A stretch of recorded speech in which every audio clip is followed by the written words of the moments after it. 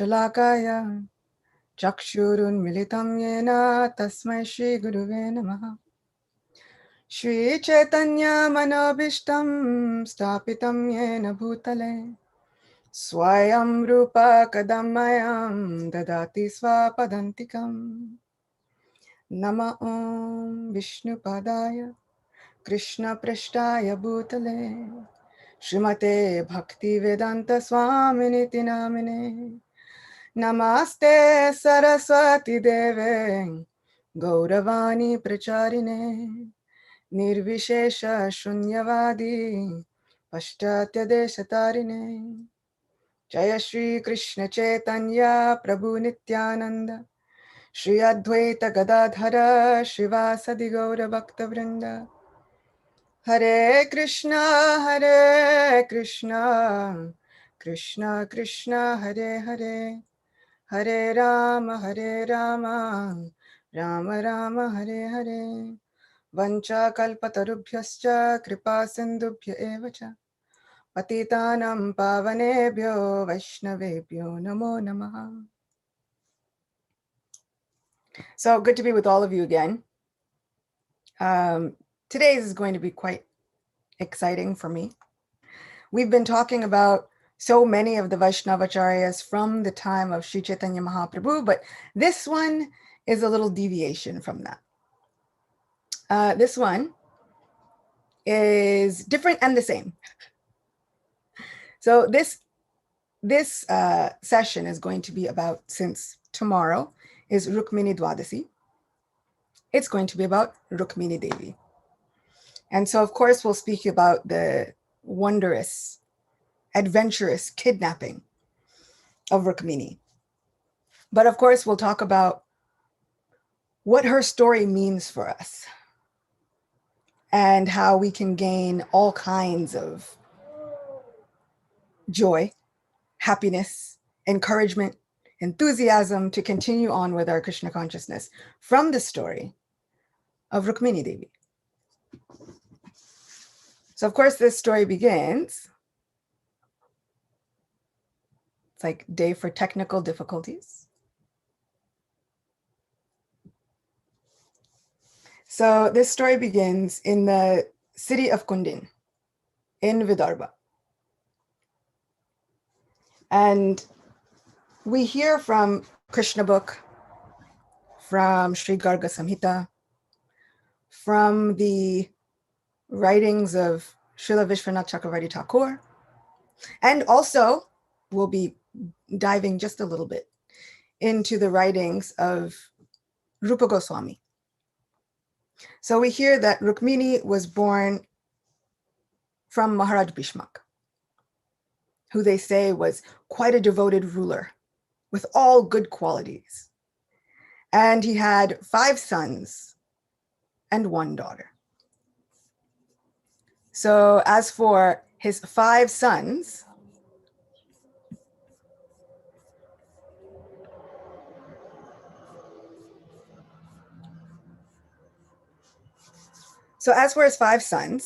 they were headed by Rukmi, the eldest. The second was Rukmarata, the third Rukmabahu, then Rukmakesh, and the 5th, finally, Rukmamali. And then, of course, there was Rukmini. And what we hear from Krishna book and Srimad Bhagavatam and the commentaries on Srimad Bhagavatam is that Narada Muni and great sages would often travel all around, and they would visit the wonderful palace of Maharaj Bhishmak. While visiting, Narada Muni spoke the glories of none other than Sri Krishna, because what else would Narada Muni speak about? So he begins to speak the glories of Sri Krishna, and Rukmini is enamored by them. We hear from Garga Samhita that not only did he tell Rukmini the glories of Sri Krishna, but then he went and told Sri Krishna the glories of Rukmini, just so that we have equal playing field for both. So Krishna hears about the glories of Rukmini, and this is why later on in this story we'll hear that he tells a very specific person that Sometimes at night, I can't even sleep thinking about her. So it all gets quite romantic. Rukmini grows up, comes of marriageable age. At this point, between the sources, she is somewhere between 14 and 16. From the sources of Rupa Goswami and others, we hear that Krishna at this time is about 36, give or take. Which sometimes, you know, when we think about Krishna's growing up and his marriage, it's like he's in Vrndavan, and then he leaves Vrndavan, he goes to Mathura. And then all of a sudden it seems like he's in Dwarka, and then there's a marriage. It all happens very quickly. However, what we have to remember is that Krishna leaves Vrndavan 10, 11 years old. Externally, right? Seemingly.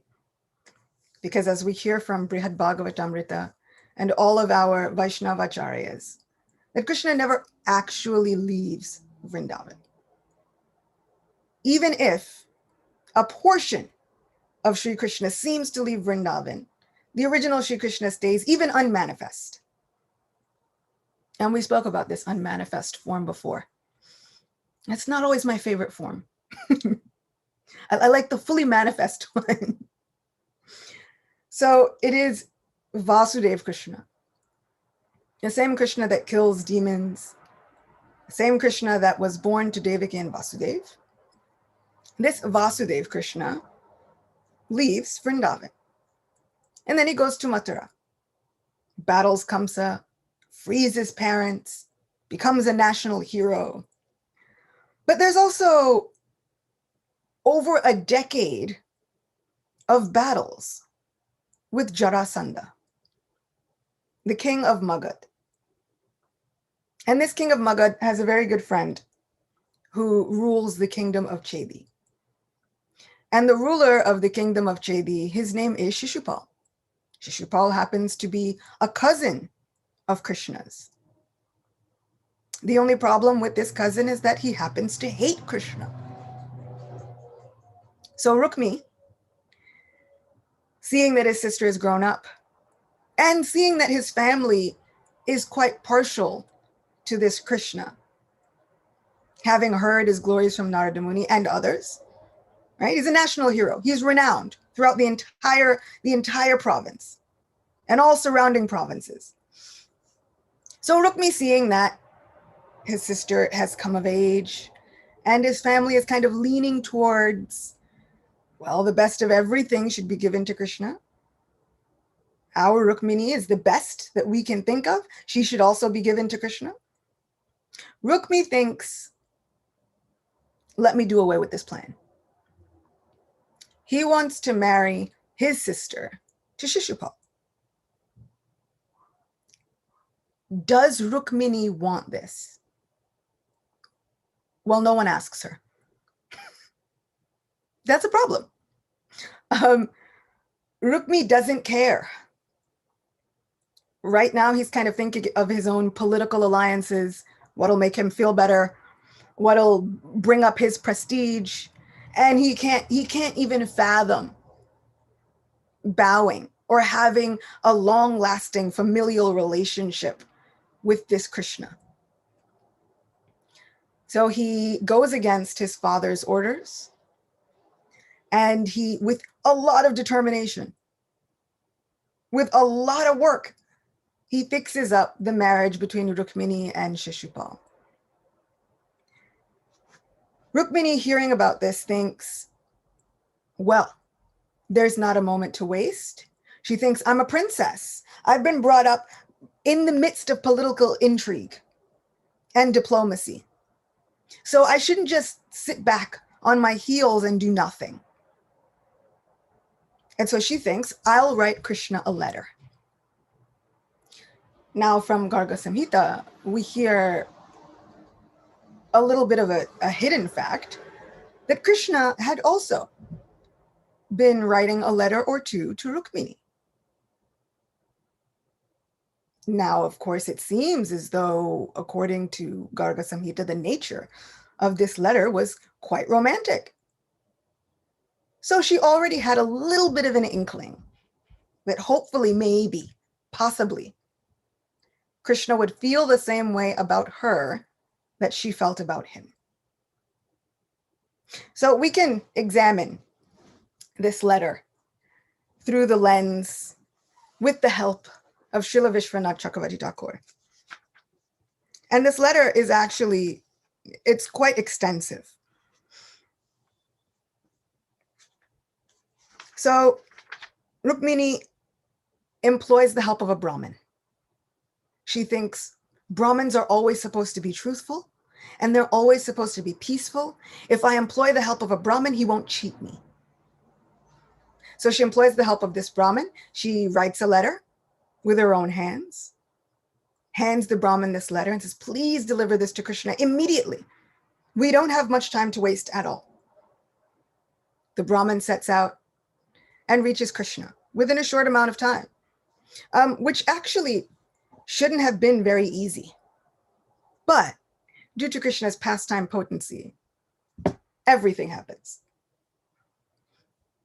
So when the Brahmin meets Krishna, Krishna greets him with such warm affection, brings him in, sits him within his own palace, sits him on a golden throne, holds his hands, asks about his well-being, offers him all kinds of things, argya and madhuparka and worship, all kinds of things.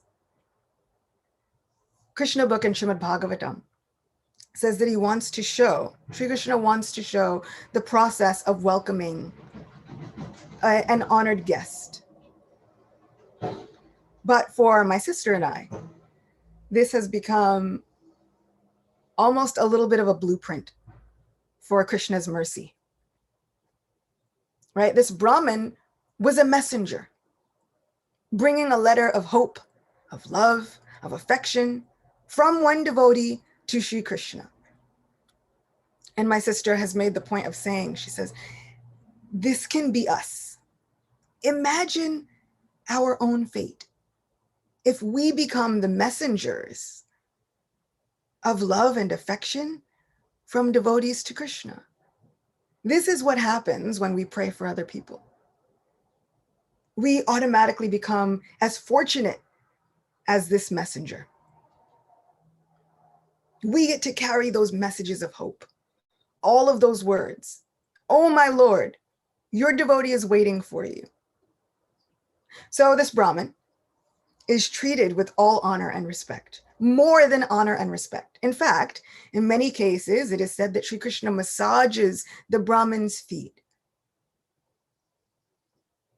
Just imagine our Krishna that we worship and pray to ceaselessly, hopefully, every day, fingers crossed. We're constantly praying to this Krishna. Now this Krishna is in front of us and he offers us a foot massage, offering us all comforts. Oh, welcome. I've just been waiting for you. So this Brahmin is the recipient of Krishna's extreme mercy. And then finally, he asks, are you peaceful? Is your mind peaceful? Because, and it says within these purports and commentaries that if the mind of a Brahmin is peaceful, then they have no problem being truthful. They have no problem being equipoised. They have no problem being balanced and generous and learned, all of the things that a Brahmin should be. Apparently, they all begin with having a peaceful mind. And it kind of gave me pause for a second, thinking, interesting that that's kind of what we're lacking most in Kali Yuga. We seem to be lacking that peace of mind. And just as soon as we think we've found a little space with 5 minutes of peace of mind, something comes in and disrupts it.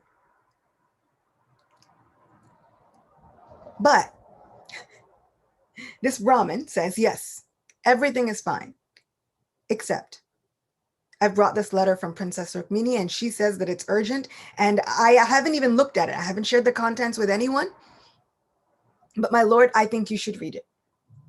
Shri Krishna holds the letter and then gives it back to the Brahmin. You read it to me. And so the Brahmin begins to read.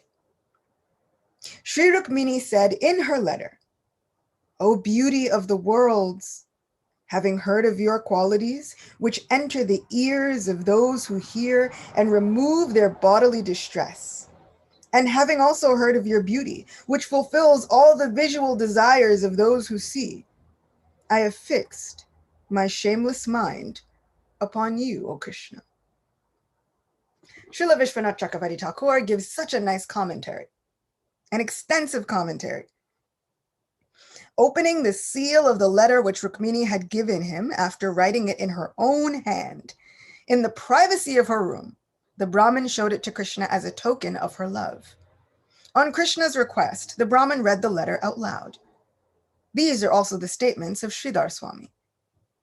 Rukmini thinks, O my lord, you are the most wonderful person in all the universe. Sri Krishna might think, but how can I accept you, a king's daughter, whom I have never seen or heard about, and who is shamelessly writing a letter to me as her bridegroom with the intention of having me marry her? Now we might think, Rukmini is already kind of foreseeing Krishna's responses as she writes her letter. Any of us ever done that? You write a letter to somebody, all this anxiety inside, and you think, well, what if they tell me that this is a little bold, don't you think? I'll have an answer. Okay, but what if they tell me then that maybe I'm not acceptable? Well, I'll have an answer for that. So Rukmini is trying to think up every possible contingency and is trying to answer it even before Krishna has a chance to put forth the question. There's such eagerness, such intention. And I think about prayer as a conversation, often as a letter. That can happen at any time. So sometimes the question is, how do we pray? And hopefully the answer is, even if we don't recognize it, we're already praying. Hopefully every day. Because prayer is just that, a conversation with our Supreme Lord. And sometimes based on what we've heard about him, sometimes based on what he said to others, we can sometimes anticipate his reply. But I yearn for that kind of dedication. I yearn for that kind of intention in prayer, in japa, where I can think, oh, but what if Krishna will say this to me? How will I answer him? Then maybe my prayers will have more weight to them. So Rukmini begins to anticipate Krishna's replies. If Krishna says you're quite shameless and bold, then Rukmini answers, yes, this is true. You can say that. But I will express the feelings of my heart. After you have heard this, you may accept me or neglect me, favor me or reject me. Nevertheless, depending on whether I obtain you or not, I will either live happily forevermore or else die this very day or the next. For one in my condition, there is no question of fear or shame. Therefore, I now speak. Then Rukmini begins to express herself in the following verses. For a 14, 16-year-old-ish girl, this is the height of her life, right? Sometimes you think we see situations and the teenager is like, but mom, if I don't have this, my life's gonna end. And most of the time they think your life is not gonna end, it'll keep going. But for Rukmini, at this point, she's writing to Krishna and say, look, do what you must. You can accept me, you can reject me, you can call me shameless. The ball is in your court. However, if I'm not accepted by you, my life is literally going to end. But it's just up to you. Just put that out there, just for your consideration. Rukmini said in her letter, "O Acyuta, hearing about your beauty and qualities, my mind has lost all shame. I have become completely attached to you. Your beauty and qualities are the two causes of my mind's becoming shameless, and my two ears are also its cause. Therefore, both you and I are at fault. Therefore, you cannot criticize me, and I cannot criticize you." The suggestion of the word Acyuta, infallible Krishna, is, "O Acyuta, my mind becoming shameless has approached you, but you are unmoved, Acyuta. Now I have no idea what you want to do." So not only is she anticipating that Krishna may say you're shameless, she's saying that's true, but you can't criticize me for that. I've already heard about you. So your own qualities are to blame. If you weren't so charming, none of this would have happened. So, I mean, I can't criticize you for being charming, and you can't criticize me for being shameless. Problem solved. Imagining Krishna may respond, "Other men can have attractive forms and qualities, so why do you find fault with them?" Rukmini said, "Please do not speak like this." Then she mentions Krishna's unique qualities. "Having entered the ears of attentive young women, your wonderful qualities completely destroy all their pains, both subtle and gross. Tell me, what other man exists who has qualities like you?" We may think, doesn't this seem a little far off for Krishna?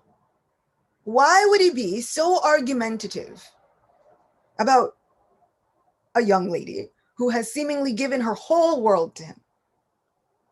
And as far off as I want to think this is, it is not out of character for Krishna.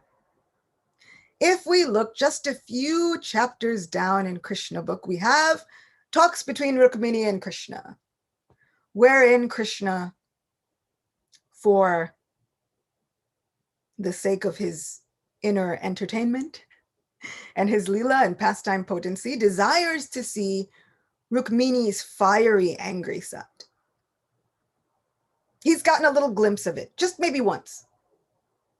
And this reminds him of home.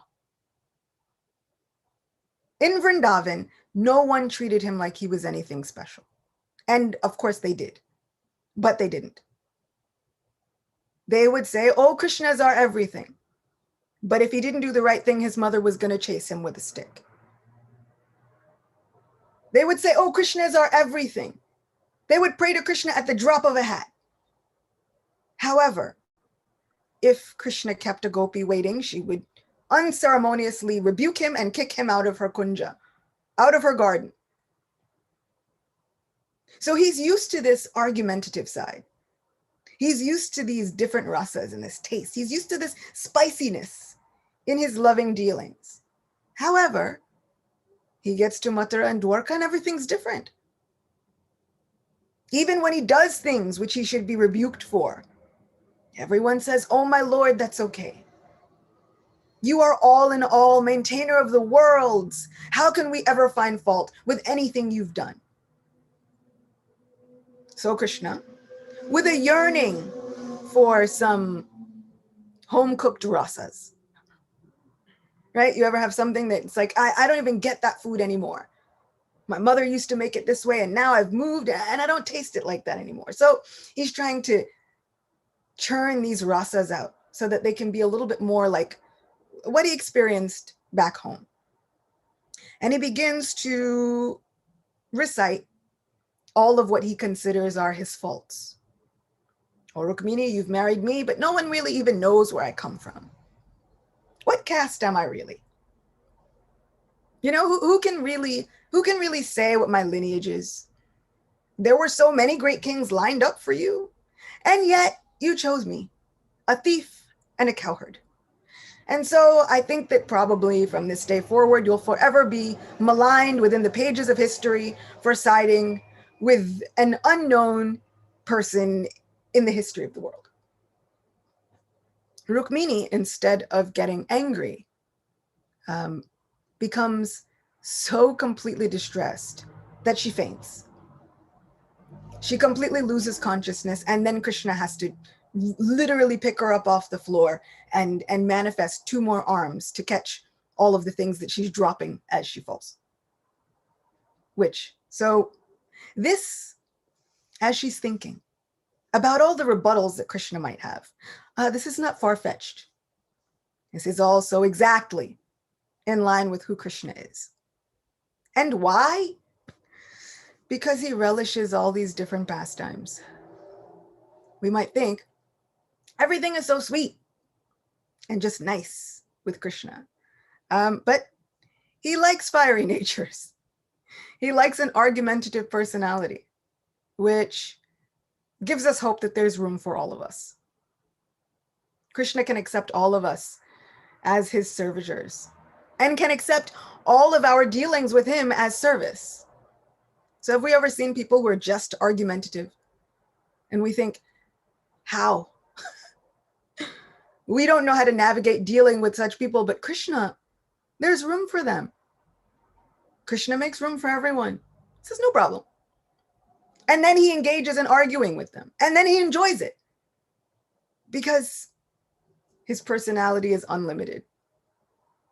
So she's anticipating all of these arguments from Krishna because he's quite argumentative. So then Rukmini characterized Krishna's beauty. Your form is more sweet and attractive than the best object for people who are observant. There is an assortment of colors. There's blue like sapphires or blue lotuses, yellow like gold ornaments, and red kumkum like rubies, and bunduli flowers, and white like moonstone and the moon. What other man possesses such exquisite beauty in limbs, tongue, lips, nails, and other bodily parts? Therefore, Rukmini addressed Krishna appropriately. O beauty of the worlds, you are the most attractive and handsome person in all the material and spiritual worlds. O Mukunda, you are equal only to yourself in lineage, character, beauty, knowledge, youthfulness, wealth, and influence. O lion among men, you delight the minds of all mankind. What aristocratic, sober-minded, and marriageable girl of a good family would not choose you as her husband when the proper time has come? The purport and commentary is as follows. Granted, I may be the most incomparable man in the universe, but are you the only girl in the world, in the whole universe, with eyes and ears? I do not see any other maidens with such shamelessness. Rukmini responds to this in this verse. O Mukunda, whose face beams with a smile like jasmine flowers. The word Mukunda implies the idea, you have given me an opportunity to smile too. This definition of Mukunda changed my view. I've often heard of Mukunda when growing up and listening to different lectures. We hear of Mukunda as the giver of liberation. But then we also hear that devotees don't want liberation. So then whenever the gopis or anyone dear to Krishna would address Krishna as Mukunda, I was confused. And I would always think, why on earth would they address Krishna as Mukunda when they don't actually want liberation? And I remember thinking, there has to be something else. If I know my Krishna, there's got to be something else. And so we find herein, she addresses him as Mukunda, not as the giver of liberation, but one whose face beams with a smile which is as bright as jasmine flowers. This is our Mukunda. Just handsome and charming Krishna. Is he also the giver of liberation? Yes. But that seems to be a byproduct, right? It's just a side note. Oh yeah, also he's God. But more importantly, he's our supreme most friend. So Rukmini begins to say, what intelligent, sober girl endowed with beauty and good qualities coming from a respectable family would not choose you as her husband? This implies that only an ugly, ill-natured, and unintelligent woman of bad lineage who has not heard about you would not choose you. Those with good qualities accept you, who are incomparable in attributes, beauty, knowledge, youth, wealth, and power. There are many young marriageable women like me who will accept you when their time comes, But now it is my time. O lion among men, Nrsimha, you are as uncontrollable as a lion, but I have no desire to control you. Your incomparable beauty and qualities play in the minds of all humans. So what fault is there if you also reside in my mind? I really like this little section. And she says, of course, the universe is filled with women who will give their heart to you when their time comes. But now, she makes the point of saying, now is my time. So we should do what's necessary to help me. And I like this, because don't I find myself praying like this often? Oh, Krishna, I know the whole world is in trouble, but can we please consider my specific problem? As your own friend, you call yourself my well-wisher. So don't you think that we should give some importance to my specific issue? And it reminds me that Krishna is personally present as Paramatma in each and every single person's heart, which doesn't just mean that he's there watching, but it means that he's there and that Krishna has no other function other than to be with us. Just as Lord Brahma has a supreme personality of Godhead that resides on his planet and does nothing else but eat, he receives the offerings that Lord Brahma makes, and then he goes to sleep. That's it. He has no other function than to accept the offerings of Lord Brahma and then go to sleep. And when Bhumi comes to Lord Brahma, saying, "Oh, Lord of the universe, I am being overburdened by the population of kings who are really demons," it is cited within Garga Samhita, within Sri Brihad Bhagavatamrita and other places, that sometimes, even though Brahma has his own personal supreme personality of Godhead right there, he doesn't ask him to incarnate. He says, let's go to Shvetadvip and ask that Vishnu. So Lord Brahma is even a little possessive over his own Lord. And so I want to feel that way about my Paramatma. This is my Lord.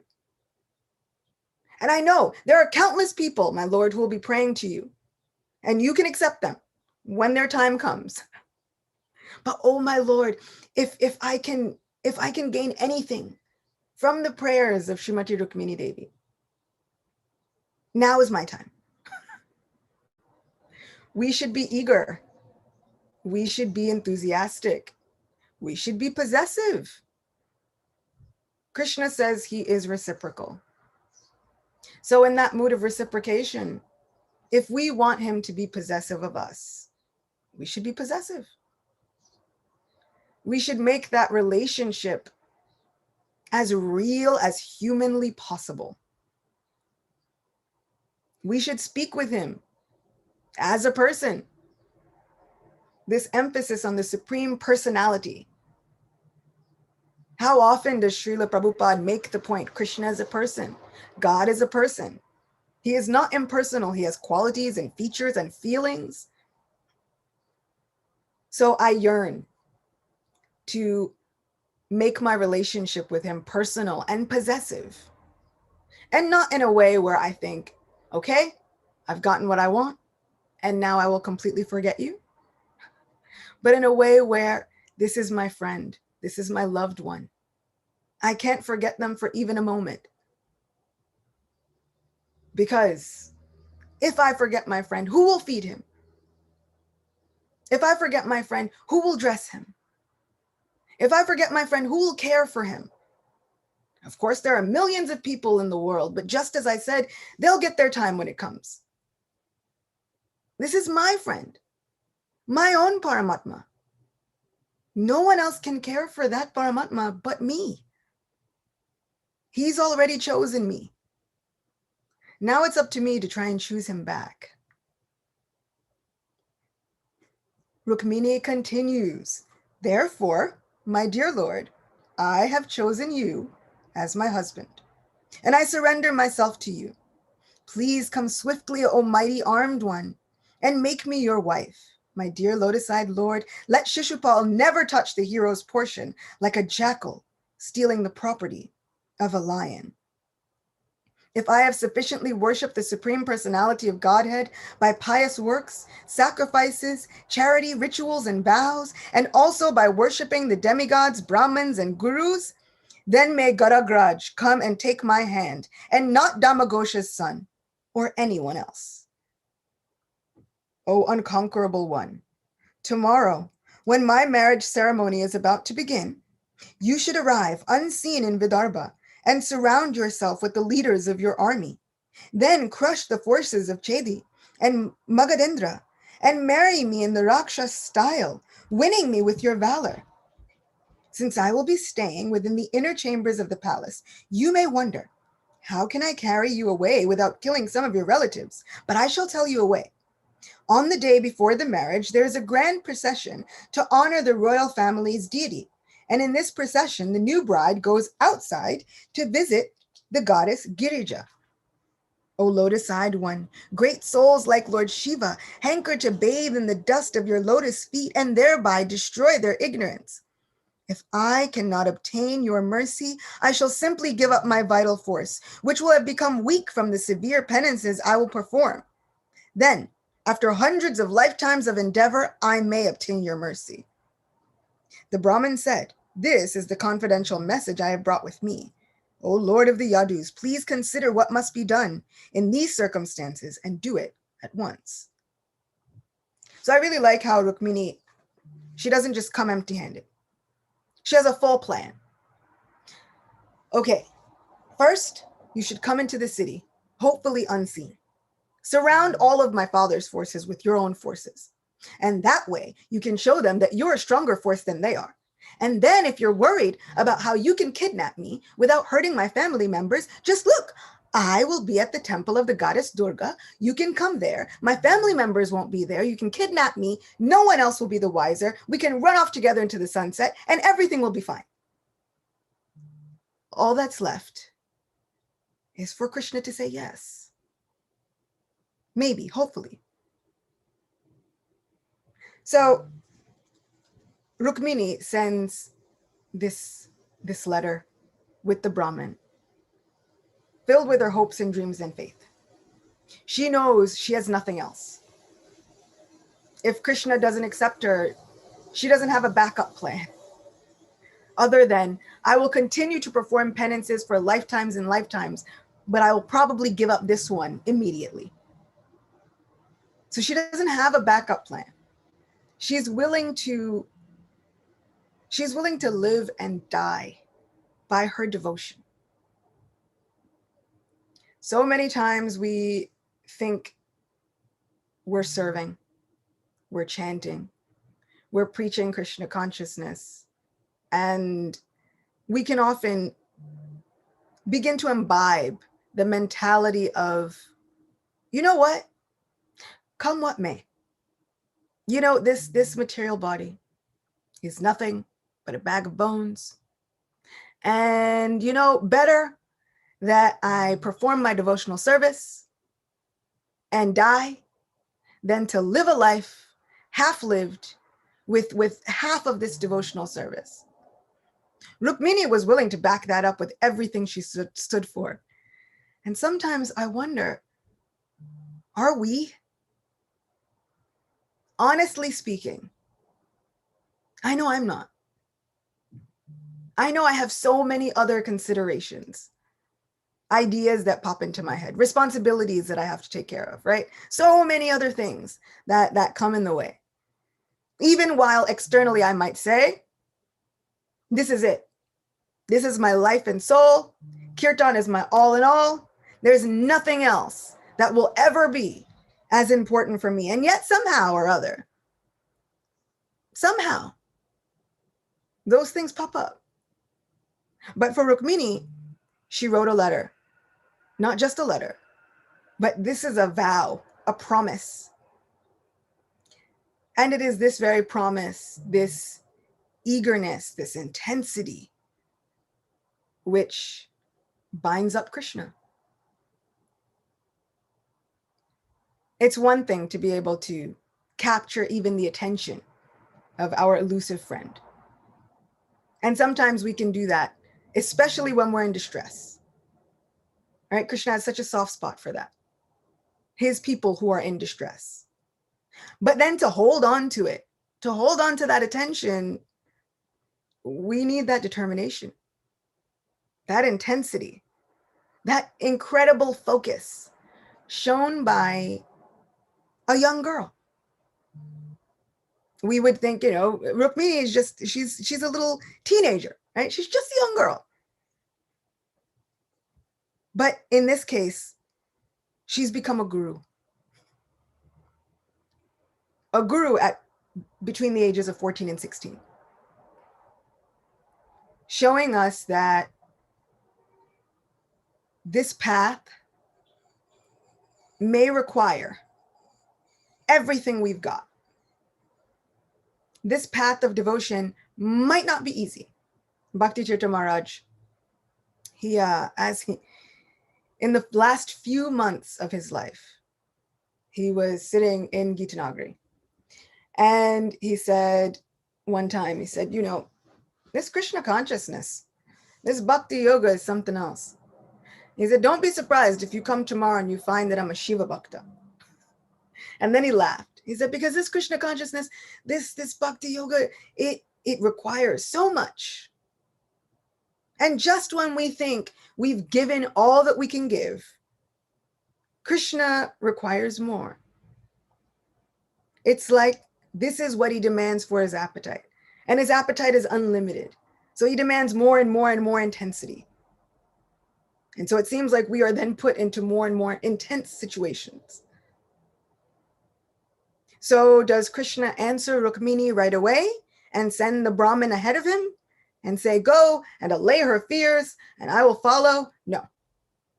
He says, oh Brahmin, come with me this very moment. He calls for his charioteer Daruka. He says, yoke my chariot, we'll go together.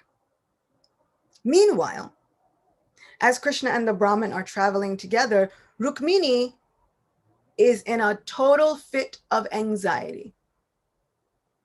She's pacing. She's wringing her hands back and forth.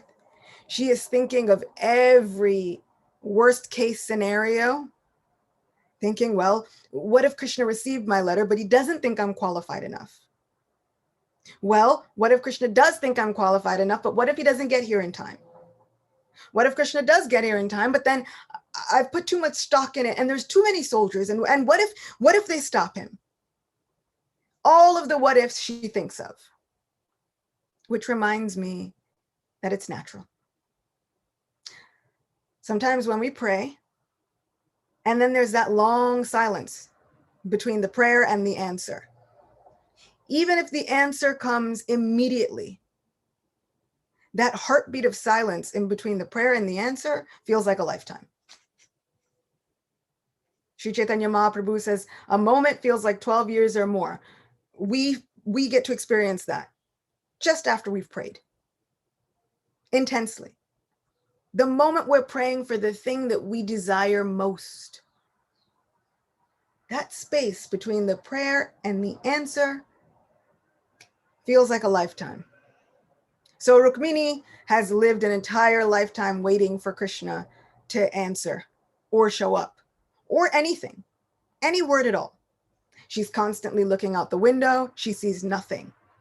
Nothing but Shishupal, of course, because Shishupal has arrived with his whole contingency band of revelry and all of his soldiers. Everyone has come. Basically, her wedding procession is at her front door. Her father is welcoming Shishupal. And all she can think is, this is the worst thing that could have ever happened. Where is Krishna? And like I said, it reminds me that it's natural. It's normal. Sometimes we think when we pray, we like to say, especially as devotees, oh Krishna, if it is your desire, this is my hope and my prayer, but you do what you like. But sometimes, at least for me, if I'm being completely honest, After I say, you do what you like, I also say, but in all honesty, this is what I would like. So if our likes could match up, that would be great. And then waiting on the answer feels like forever, feels like I've aged 1,000 years in that amount of time. And it feels like I am going out of my mind. But this is the state of Rukmini. And just as Krishna book says, and Srimad Bhagavatam says, she's hoping against hope. Beautiful Rukmini, she's said to have green eyes, dark green eyes. And she's hoping and hoping and hoping that Krishna will come, hoping against hope. And finally she thinks I'm out of time. What can I do? There's nothing else. Srimad Bhagavatam says that is the moment when the Brahman arrives with Krishna's reply. Garga Samhita says that Rukmini glances out the window and she also sees, wait a second, it looks like a peacock feather. It looks as though there is someone with Krishna's form and qualities moving around down there. She catches just a glimpse of Shri Krishna. And then the Brahmin enters, giving her Krishna's reply, which is that he's so eager to be united with her that he can't even sleep at night. After hearing about her qualities and her form and her wonderful, wonderful character, he thinks there can be no one else. Just as she has fixed her mind upon me, I have also fixed my mind upon her. And so that we end on a really, really sweet note. Spoiler alert, Krishna does save the day. He does indeed kidnap Rukmini. And my Guru Maharaj makes a point of saying that as he puts Rukmini on his chariot, he doesn't rush. Srimad Bhagavatam says he moves slowly through the procession of kings to show that one, he's not threatened, and two, I've got all the time in the world. I am time, no problem. In a heroic gesture, he kind of just gallantly moves through the crowd of all of them. But to end on a really sweet note, an esoteric and mysterious note, possibly one of my favorite points of this whole pastime. How is it that Krishna can say, after hearing about your qualities, I can't think of anyone else who would be better for me? You know, we worship Krishna in all of these temples, unless you happen to be in LA. In all of these temples, we have Radha Murlidhar, Radha Govind, Radha Damodar, Radha Madan Mohan, Radha Gopinath. How can Krishna tell Rukmini that there can be no one else better than her for him? Did he just forget about all of the gopis? Did he simply forget about all the love that he had in Vrndavan? They gave up their lives, their reputations, endangered their marriages for him. And here he is telling, according to how the gopis would see it, one city girl that no one else can be better for him than her. Who is this hero? And what happened to our Krishna? Rupa Goswami gives a secret. It is said that after Krishna, in his manifest form, leaves Vrndavan, and the unmanifest Krishna stays, the gopis continue to see Krishna, but they think it's only dreams. As if in a dream they see him. And then they wake up, they come back to external consciousness, and they feel so disheartened. Many, many, many of the gopis are heartbroken by this loss. What will they do now? They spent their day, their time was mapped out by where Krishna would be, in which forest he would be, and when we would see him coming back home. And now we have none of that. Rupa Goswami writes, in a dramatic rendition of Sri Krishna's pastimes, that Radharani enters a state of transcendental madness, which is aptly seen in the latter years of Sri Chaitanya Mahaprabhu's life. Right? Sri Chaitanya Mahaprabhu, it seems he goes deeper and deeper and deeper into ecstasy. And finally, it's almost as though he's lost all touch with who he is, where he is, what is going on around him. This was the state of Srimati Radhika. So Srimati Radhika, at one point, ventures into the Jamuna. She thinks she sees Krishna hidden behind a cluster of blue lotuses. She enters into the Jamuna along with Vishaka, and then they mysteriously disappear. And then after that, one by one, all of the other gopis of Vrndavan mysteriously disappear. They decide, that's it. Radharani is left. We're giving up our lives. We can't be here. We can't stay in this Vrndavan without Radha and Govinda. Now what? So they disappear. And it is stated that at this time, the gopi named Chandravali is whisked away. She is the one remaining gopi. And she happens to be like a cousin sister of Srimati Radhika, but also a rival. And so we don't often talk about her because following in the footsteps of the Rupanugas and Bhaktivinoda Thakur, she's from a rival camp. As we, I quotes because really, honestly, this is all for Krishna's amusement. So she's whisked away, last remaining gopi. She's whisked away, taken to a new kingdom, and is ordered by the Devtas to be given to a king named Bhishmak. This Maharaj Bhishmak now has a young daughter. And it is decreed by voices in the sky, the goddess Durga herself, worship and maintain this girl like your very own. Bring her up. No problem. This girl also happens to have amnesia.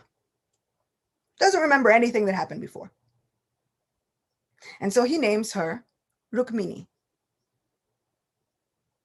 Meanwhile, in Mathura and Dwarka, Krishna gets news that Vrndavan is desolate. Everyone's disappeared. Well, what of my gopis? They're all gone. He says there's no gopis left, not one. Rupa Goswami says that Sri Krishna, who looks dark like a monsoon thunder cloud, he unleashes a torrential downpour of tears. He cries to Uddhava and others. And he thinks, none of them are left. What has happened? In his heartbroken state, they tell him, well, there is one. One gopi remains, Chandravali. Well, where is she? Well, she has amnesia. Well, what can I do? Well, she's been whisked away to another kingdom in Vidarbha, and she now bears the name Rukmini. So when Krishna hears about Rukmini,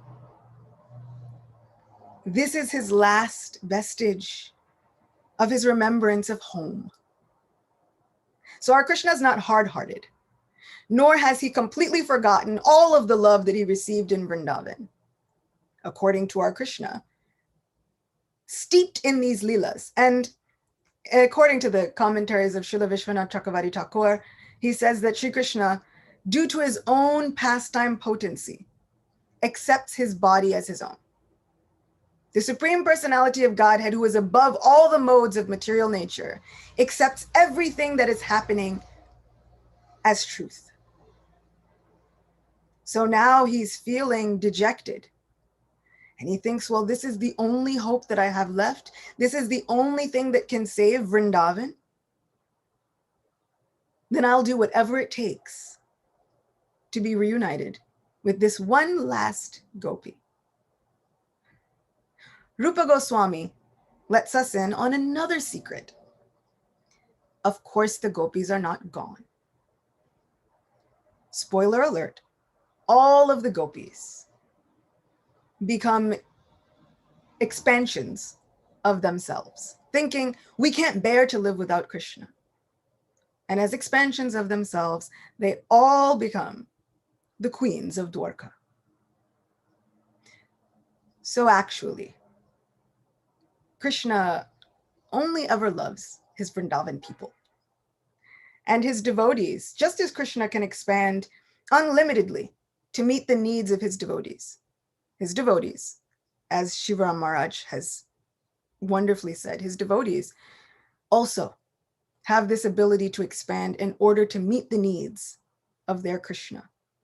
So whatever Krishna wants, wherever Krishna wants it, his devotees will find a way to make it happen.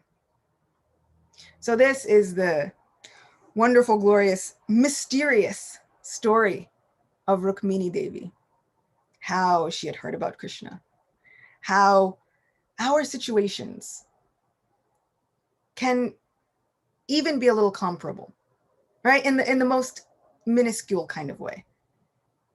We can pray with that determination, with that focus, and with that intensity, because that catches Krishna's attention and it holds it.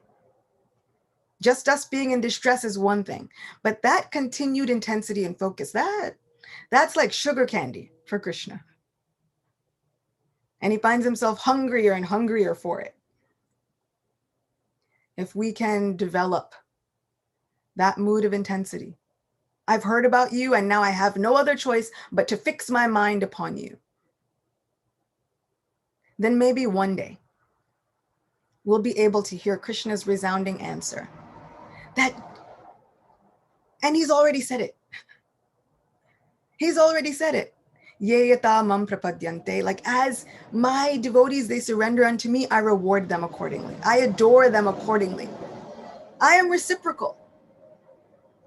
So somehow, if we can find a way to fix our minds on him, he'll do the same for us. Srimati Rukmini Devi ki jai. Shri Krishna Chandra Bhagavan ki jai. Vaishnav Thakur ki jai. Srila Prabhupada ki jai. Shri Radha Govinda Dev ki jai. Shri Radha Murlidhar ki jai. Acyuta Gopi Devi ki jai. Thank you so much for an ecstatic narration of especially so many unknown, lesser known details about Mother Rukmini. There is a question that Yashodhara Prabhu posted that I have put it on your chat. So if you have time, please. Let's see. I loved your point of realizing that Krishna is mine and feeling possessive. How do we understand that in conjunction with Srila Prabhupada and Mahaprabhu's teaching to connect everyone we meet with Krishna and reigniting their relationship with Krishna? How to be possessive and sharing about Krishna simultaneously? That's a wonderful question. And there is actually a conversation a devotee was having with Srila Prabhupada. And it was one of his female disciples. I can't remember exactly which one, but they asked Srila Prabhupada, is it all right for me to address Krishna as my Krishna? Srila Prabhupada said, yes, we all should. Krishna belongs to all of us. Your Krishna, my Krishna. He said, yes, we should feel this way about Krishna, that he is ours. And so what I know about Krishna is that as Govinda, one who gives pleasure to the hearts and the senses, he is also Akila Rasamrita Murti, right? Which means that he is able to simultaneously and fully relish and give pleasure to all of his devotees without diminishing how he loves another devotee. Does that make sense? It shouldn't make sense because it's Krishna, but does it make sense? Like, Krishna is able to love everyone fully without diminishing his love for anyone else. And I think that mood of, what's wonderful is I have a Paramatma, and that Paramatma has been with me for lifetimes. So that's my Govinda. You also have a Paramatma. And sometimes, we can, when we are having trouble associating with others, my mom has always told me, she says, when in doubt, even from afar, you can always pay obeisances to the Paramatma in their heart. Their Paramatma is still there, and he's still a Krishna. And we still like Krishna, even if that devotee is not our favorite. So this is how I kind of look at it, as simultaneously reawakening everyone's relationship with Krishna and still being possessive over our Krishna, because everyone has their own Krishna. Just the same way that Krishna would expand himself into every single queen's palace, 16,108 palaces. And Srila Prabhupada makes the distinction that it wasn't simply like an expansion, right? It wasn't like a robot, a clone, a hologram, right? This Krishna was fully functioning and independent, full of all opulences, his own person, doing different things, having different relationships and different kinds of exchanges with all of these devotees, all of his queens. And then in the morning, after morning duties and so on, all of those Krishna would exit the palaces at the same time. They would all merge again into one Krishna, and then that Krishna would go to the Sudharma assembly hall. So the same way that each queen was thinking, I feel really bad for those other queens because Krishna is always with me, and I don't even see how he could possibly be spending time with them, because when I go to sleep, Krishna's here. And when I wake up, Krishna's here.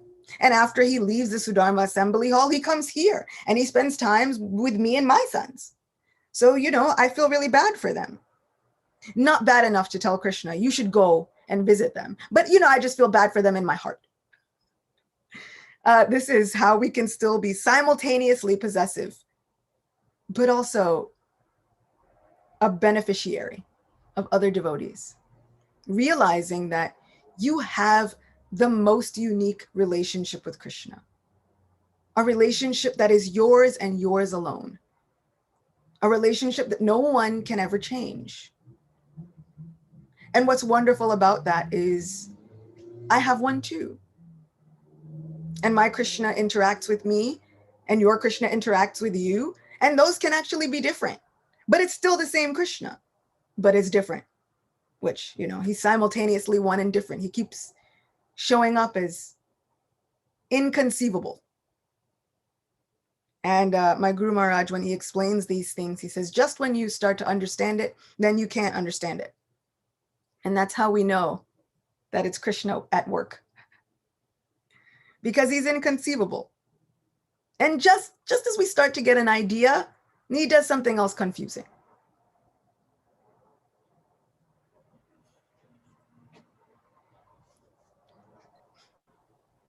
Thank you. Thank you so much for a wonderful answer. Thank you very much. If anybody else wants to share a comment or ask something, please feel free to do so. There's one pastime Srila Prabhupada gave us. We know how Krishna came there, answered Rukmini's letter, barged into the Swayamvara where all these kings were all competing to take Rukmini. And then in the Krishna book, it says that Krishna, like you said, Krishna put Rukmini on the chariot, right? Now in Dallas, they were doing a play of Krishna stealing Rukmini. And the devotees asked Prabhupada, is it okay? You probably heard this. Is it okay if a man picks up a woman in the temple in this play and puts the woman on the chariot? You know what Prabhupada said? You probably know. He said, he didn't put Rukmini on the chariot. Rukmini jumped on the chariot. And she was driving the chariot. And Krishna was in the back shooting the arrows. So, Rukmini was fired up and very enthusiastic to go with Krishna. We thought, but Prabhupada said, no. He didn't put her, she jumped on the chariot. And she drove the chariot. You can imagine what,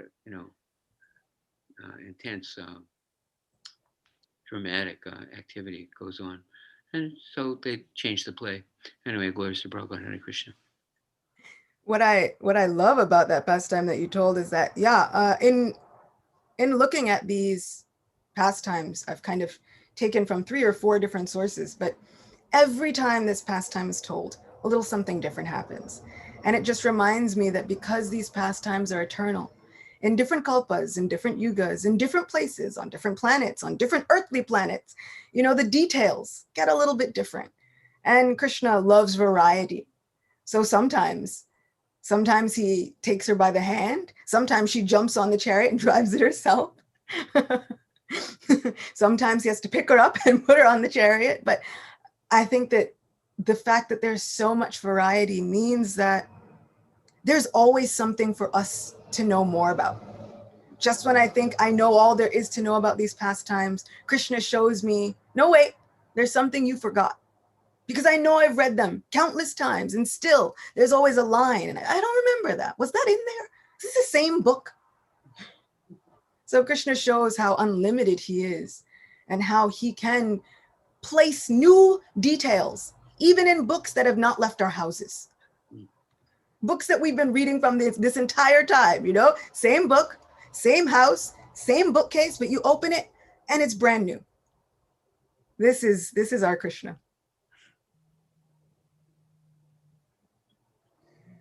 Okay, thank you very much. Fantastic, unbelievable. Because your spiritual masters empower you in a wonderful way. Oh, thank you. So, Prabhupada. I think Jamuna Jaya wants to say something. Good morning. Not much to add. I just want to express every time you're here, it's such a joyous way to start our day. And thank you so much for all these wonderful pastimes. And yeah, you just fill me with so much joy and love for Krishna. So thank you so much for coming and doing this with us.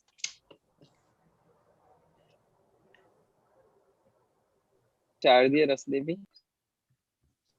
Hare Krishna, dear Acyuta Gopi. Thank you again for giving your Ekadashi morning for us. We're so grateful. And thank you for the guitar. So my question is, you mentioned that our Paramatma has already chosen us. And I really appreciated that point. But then you said we just have to choose him. So what is stopping us from choosing him? Because sometimes we believe in Krishna, but it's kind of like, we just stay in this mood of like, he's somewhere outside in the temple or he's somewhere else, but we don't feel like, yes, Krishna is mine and I am his. So what is stopping us from choosing our own Paramatma? Yeah. That's one of the hardest truths to come to grips with. The simple answer is what's stopping us is us. I read once that Srila Prabhupada and my mom tells me things. My mom told me, Srila Prabhupada was saying that Krishna begs the living entity 3 times, don't go. Don't go. Don't leave this place. Just stay with me. And the living entity still thinks, I've got to be the boss. I have to do it on my own. I've got to figure this thing out. I've got to figure out a way to be liked the way that you are liked. And so Krishna says, okay. And that's how I know that he's already chosen us. If it wasn't already abundantly clear from the way that Paramatma, and my Guru Maharaj says, one of the most wonderful things about Paramatma is that our Paramatma doesn't change. From the beginning of our existence, we come to this place, we do all these things, Paramatma doesn't change. We change bodies, but that super soul doesn't change. Same Krishna.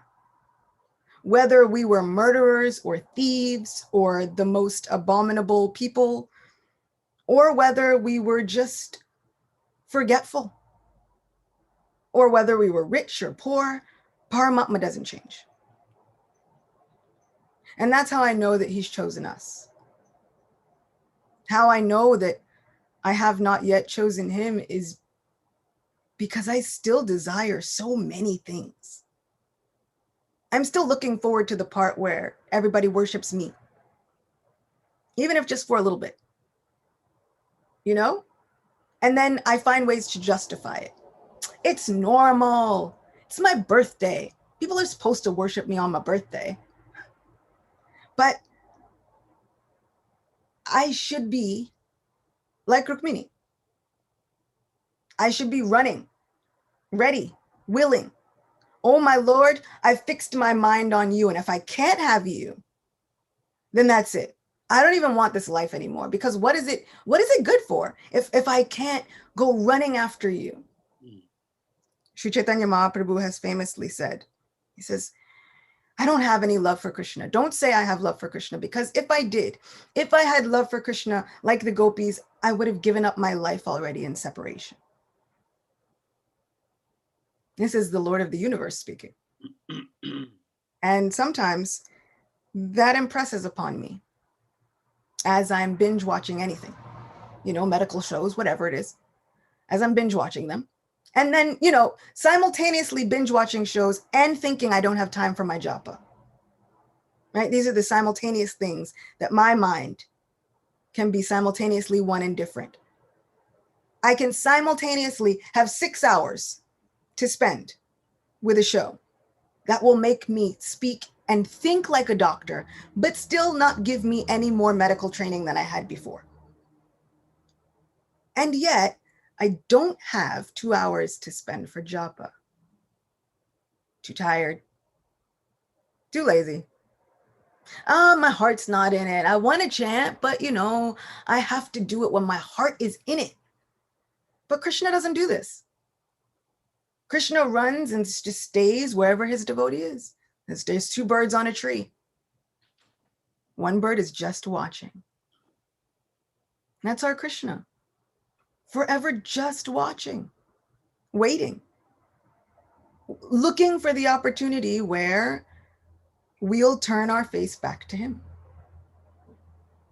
So yeah, what stops us is us. Our mind and our desires that tell us, but Krishna's having a lot of fun being the boss, so it must be really good to be the boss. Let me just experience it just one time. Just a little bit.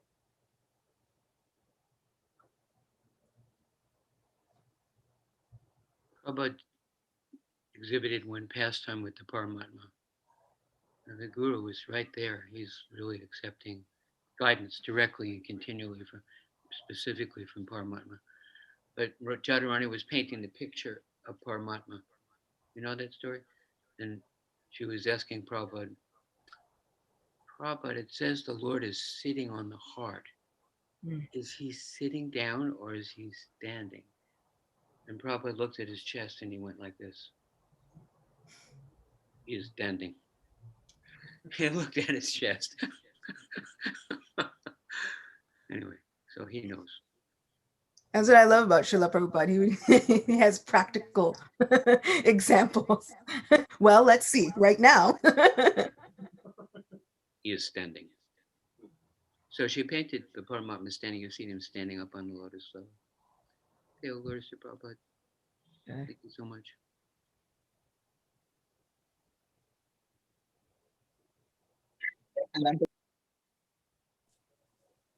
Hare Krishna Mataji, thank you so much for your wonderful class.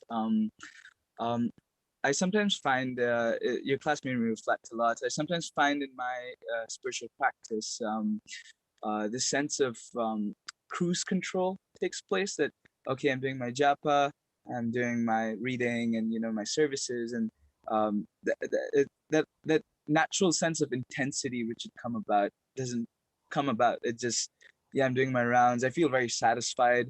I feel very but then that greed or that desire to, like as you mentioned, it's very whimsical.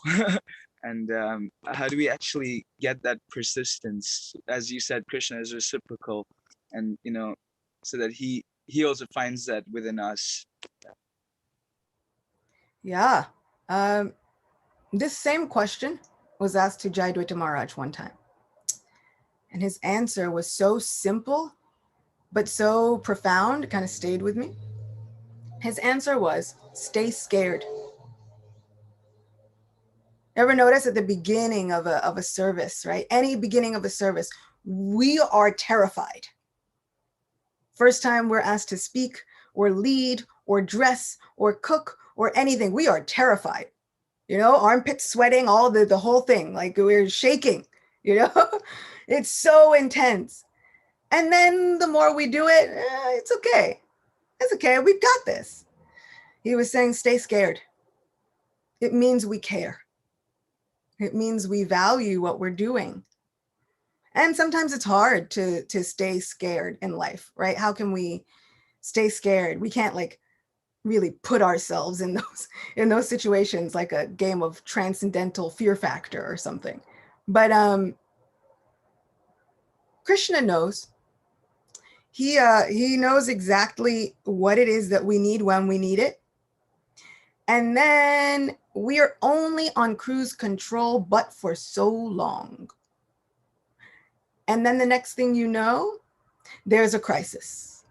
Whether it's a personal crisis, a society crisis, a global crisis, there's a pandemic. And then everybody has to shift. And then a year after a pandemic, everybody has to shift again. And then everybody's put into a situation where no one knows what's going to happen. And then just when we think it's over, something else happens. I was reading Srimad Bhagavatam, going back through the first canto. And I was thinking, this first canto, when we think about it, Arjuna and all of the Pandavas, they finish Kurukshetra war. They sit in the royal tent for about 5 minutes. And then somebody comes in saying, everybody's dead. I'm like, what are you talking about? We had just saved the world. No, you left a few, and then they killed everybody else. Everybody's dead. Your sons, everybody, they're dead. And then they go to try and catch Ashwatthama for killing their sons in their sleep. And then Ashwatthama releases all of these Brahmastras. And I was thinking, wow, they really can't catch a break, huh? This is ridiculous. But that's actually the nature of life.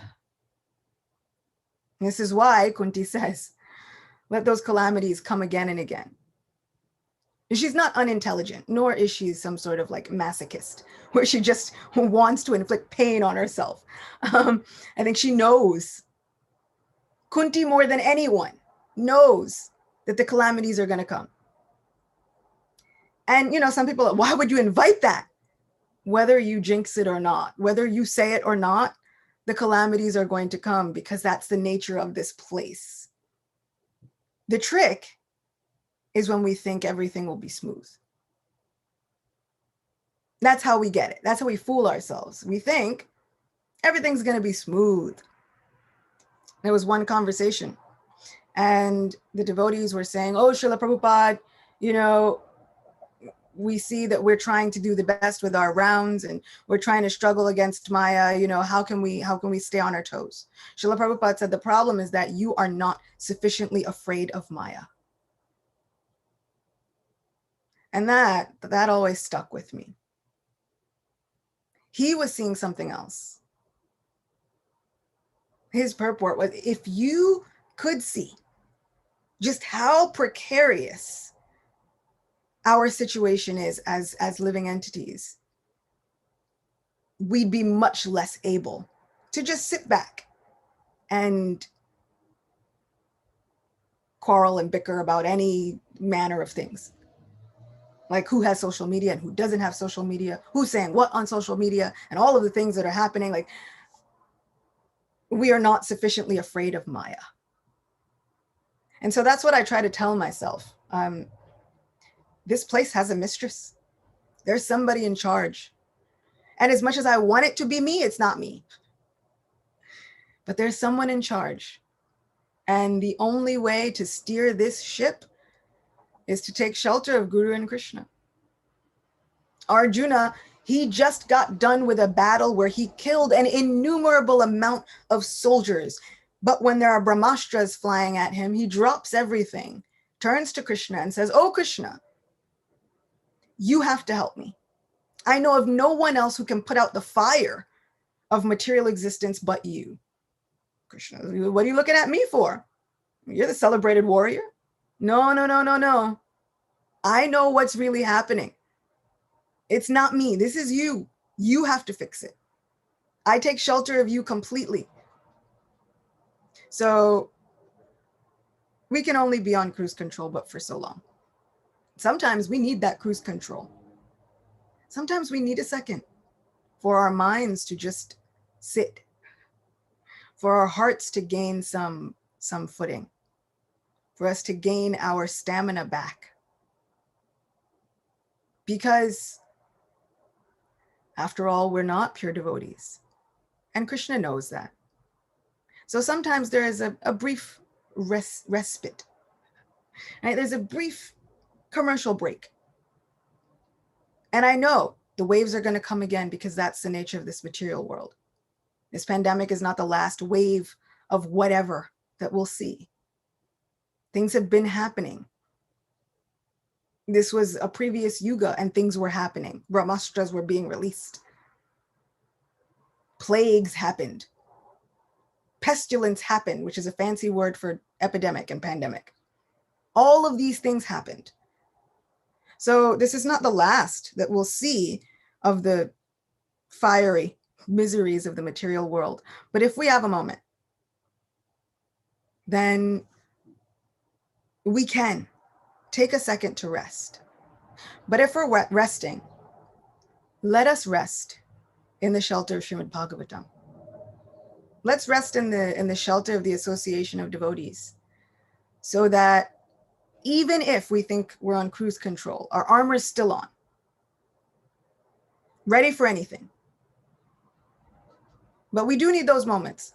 So sometimes I think the cruise is not bad, because if we were just going with that full intensity, there's only so long a horse can keep running, right? At some point, you've got to rest it and water it.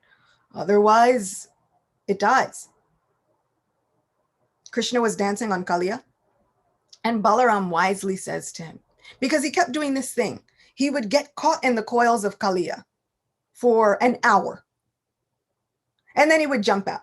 And then he would get caught back in the coils of Kaliya for like an hour, 90 minutes, 2 hours. And finally, Balaram looked at the inhabitants of Vrndavan, because he was standing on the banks of the Jamuna, looking at everybody. And he said, Krishna, what are you doing? Stop. You're putting them in so much anxiety that they're going to die. And if all the inhabitants of Vrndavan die, you'll be sad, because then you'll say you have no one to play with.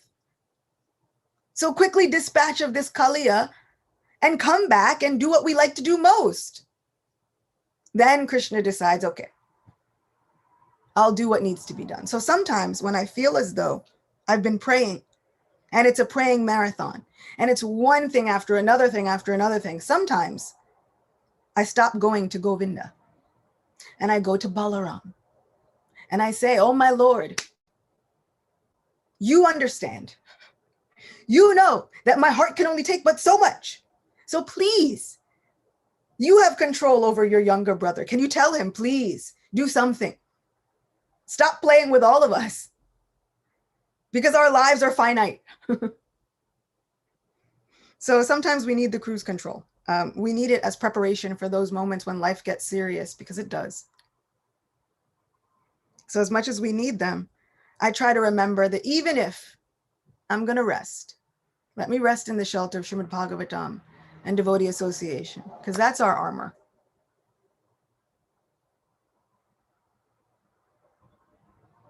Thank you. Thank you so much, Mother Acyuta.